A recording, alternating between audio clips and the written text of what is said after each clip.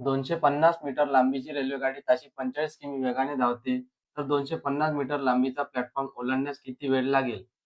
हा मित्रांनो कसं सोडवायचं आहे, तर आपलं सूत्र काय लागते, अंतर बरोबर वेळ गुणिले वेग.